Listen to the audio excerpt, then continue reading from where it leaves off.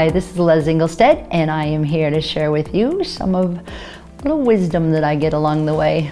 I'm very grateful to look for ways to find more, I think, information that keeps me humble, if that makes sense. Sometimes we get kind of full of ourselves and we think we know a little bit more than just about everybody else, and that might not be the healthiest way to live life. We want our wisdom, we want knowledge, we want to grow, but then I don't know where it happens, the educated college age, they think sorry if I offend some of you, but you think you know just about everything. Then in 20 years you'll be going, wow, I sure didn't know that much. And I hope that kind of continues throughout life, because in humility comes honor, and that's straight from God's word, and that's straight from the heart.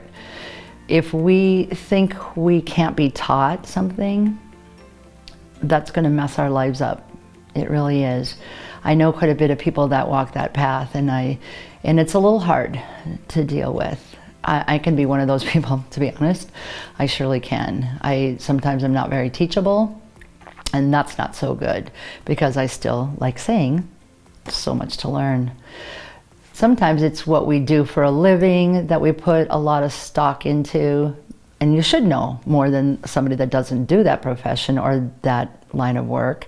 That I understand. But those that can't be taught something in the same field, then you got to be scratching your head a little bit and kind of going, why don't you want to learn what they know to make yourself that much better? Well, there's something about human nature that keeps us wanting to be sure we think that much more of ourselves than others. There's studies that say, like, those that are in prison know they've done bad things. They all pretty much are aware of it, but the people that are in the prison with them, they're all much worse than they are. There's just, you know what I'm saying, not much humility out there, no matter where you walk into. So with that, I picked up a book I have referred to a few different times, and I will, as long as somebody will listen to me, certain books that I read. And one of my favorite books ever is called Unoffendable. And I have shared that story, and Jefferson and I think, and you're probably not done hearing from me about that word, because it's just an incredible way to walk. If you could live unoffendable, like when you're in conversation and somebody has just said something to you, and you're like, what do you know? Or like, oh, you just get gritty inside. Well, our world is so polarized. You're that side or this side, or you think this way or you think that way, or you know just the way those people are. And not to bring up what time that we're in right now. Some people think it's the scariest time that has ever been on this planet, and perhaps they're right. But it's so interesting. In the major war right now that hurts everybody's hearts, I hope, is that of Israel and Palestine.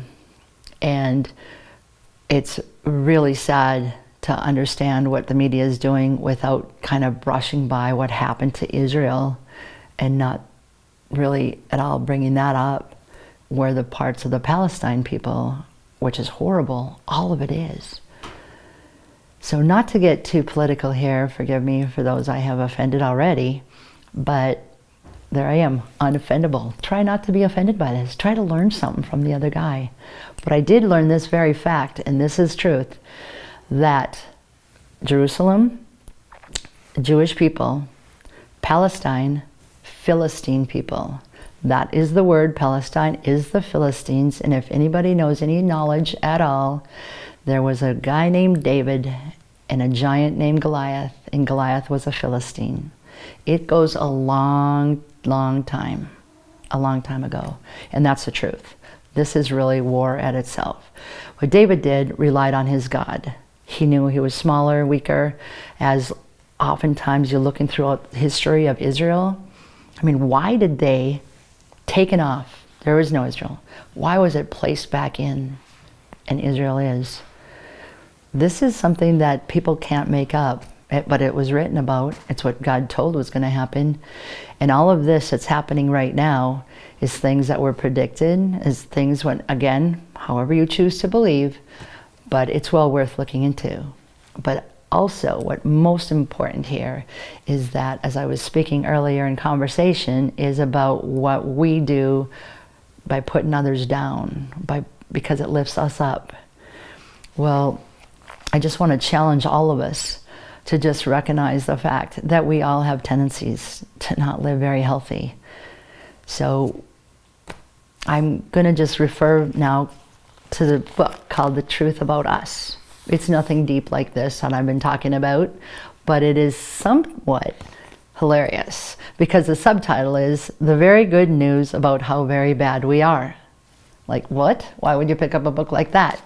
Well, if I hadn't read his other book, Unoffendable, I would have not understood his humor, because he has plenty of that, and he has plenty of brilliance, because he has walked through so many things on his own.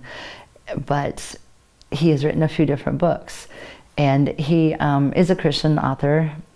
At the same time, he's been allowed to go on a lot of different talk shows, a lot of different shows, just because of what he is trying to preach to people, and that is try to live unoffendable. Try to live with the fact that you've been forgiven a lot, so go ahead, forgive others. Because it kind of boils down to that. Some people might not agree with me, but if you live, and who wouldn't want to live in peace? Who wouldn't, right? Wars are about that. Motives, yep.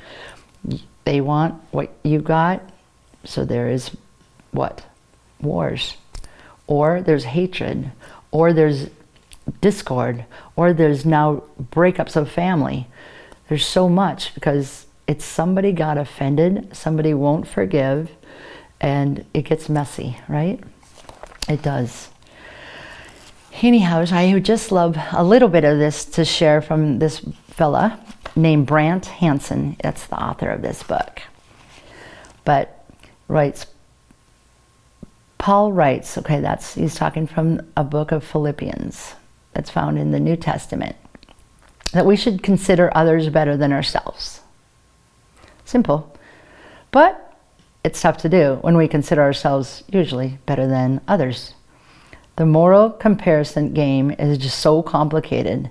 There's so many circumstantial variables. There's just too many unknowns, so many mixed motives, and we fool ourselves too much.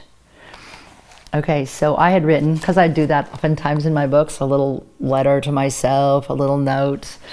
In this, I had written a date. Looks like it was sometime this summer, and it was after reading that, it was like, whoop. Forgive me, pretty much did that to my husband. Because why? I knew better than him. I just knew. But I'll look back in books like this and I'll kind of giggle to myself going, why was I don't even remember what it was about, but I was pretty sure I was right, he was wrong. But what I'm trying to say here is it comes down to, yeah, I'm fortunate enough to have an amazing husband that I mostly agree with. And if you don't, remember the times that you do agree, because it's just amazing to have a partner in life. Just throw that little challenge out at you. But there's just these different of opinions, right? And if we can understand that you can't quite understand my motives behind whatever I did that day in July, or he did, that made me all asunder, if that's the right word, or mad, or bummed, we just have to stop, take a minute. Best thing to do is pause and walk away.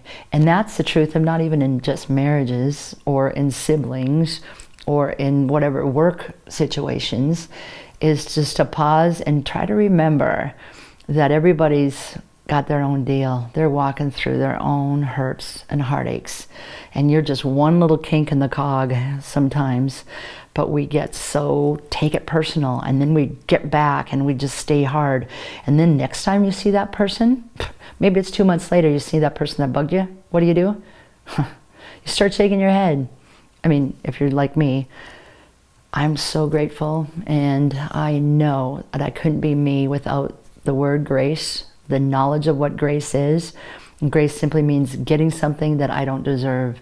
Well, guess what? All those people, they might not deserve my forgiveness or might not deserve my kindness next time I see them. Give it to them, because you've been graced. You get to walk here on this earth. You get to make choices every day. And I hope it's a good one. And again, remember, you are an incredible person, but so are all those outside of you and amongst the world and what we do. is just trust, believe that God's got a hold of us. Live out your joy, live out your part, and live out your peace.